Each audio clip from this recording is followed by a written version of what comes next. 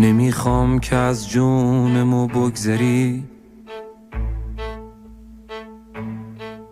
نمیخوام که عمر اضافی کنم، ولی باید اینجا بمونم رفیق، که نامردی ها رو تلافی کنم.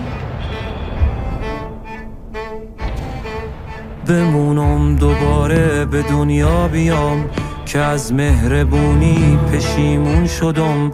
دل پاکم چرک نفرت گرفت به جون همین شهر تا اون شدم. باید حقم پس بگیرم برم، هنوز تیکه هم مونده تو چنگشون. بشین و دعا کن که رحمم بیاد، که ما زنده برگشتم از جنگشون.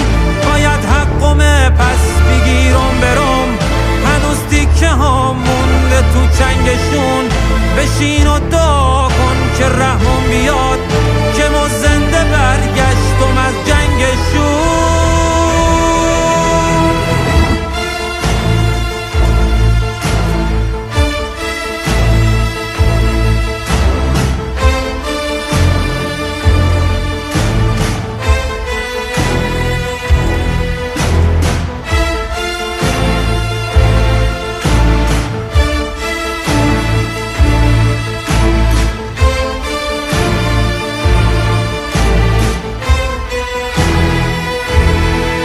نوازش نمیخوام، فقط گوش کن.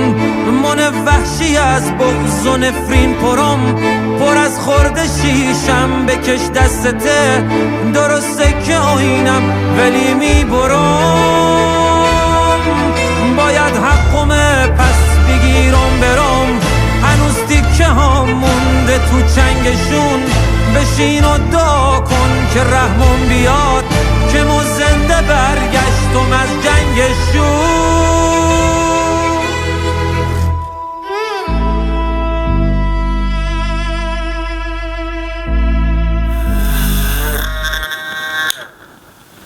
خب، بسم الله الرحمن الرحیم. با سلام خدمت شما دوستان. چون تقاضا کرده بودید که علاقه‌مندان به کلکسیون ماکت کلت و گفته بودید که اگر ممکنه کلت‌های دیگه رو هم به اصطلاح طراحی بکنید و بزنید، ما این رو تقریبا عکساش رو پیدا کردیم، شابلوناش رو هم پیدا کردیم، شابلونا رو زدیم. دقیقاً شابلونا به این صورت در اینجا زده شده.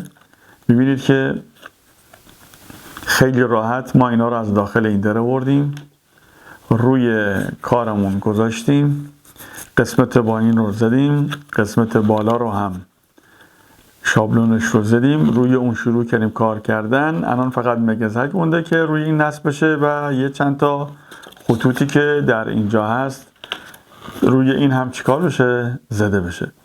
الان دقیقا کلت ما زده شده و دوتا یک اندازه هستن، در یک سایز هستن و هیچ تفاوتی با هم دیگه ندارن.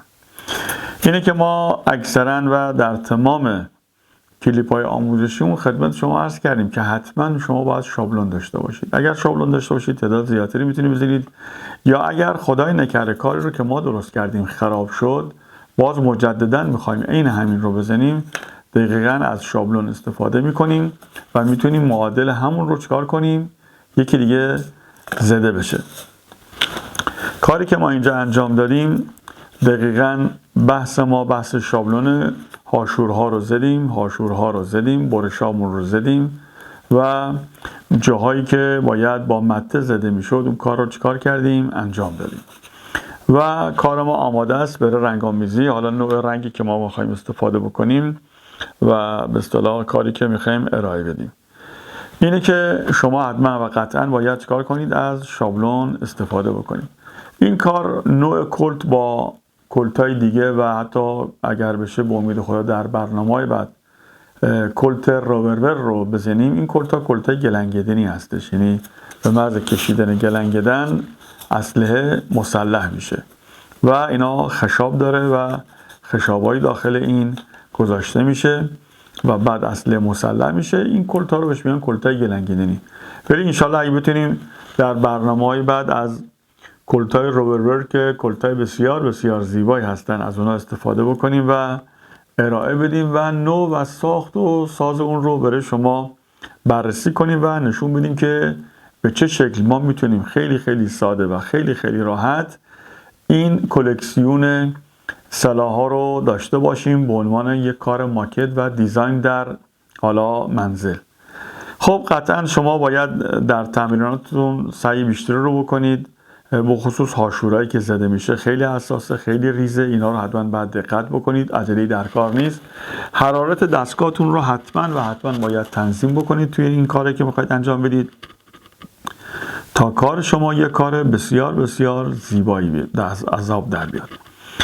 خب امیدوارم که این کاری رو که الان ارائه دادیم و اگر احتمال داره کلت ها و سلاح های دیگه رو هم ما به عنوان کار کلکسیون ماکت به شما نشون بدیم، شما قطعا اینا رو باید حتما عکسش رو تهیه بکنید، از اون پرینت بگیرید، پرینت رو برش بزنید و بعد روی مقوا چسبیده بشه که این به اصطلاح ضخامت خوبی رو پیدا بکنه که برای کار شابلونتون چیکار کنید استفاده بکنید. امیدوارم که این قسمت برنامه به کار شما اومده باشه و جذاب باشه و مورد علاقه شما عزیزان باشه. ما رو در یوتیوب، آپارات و کانال های دیگه دنبال بکنید. ما تمام این فوتوفن کار رو برای شما ارائه خواهیم داد.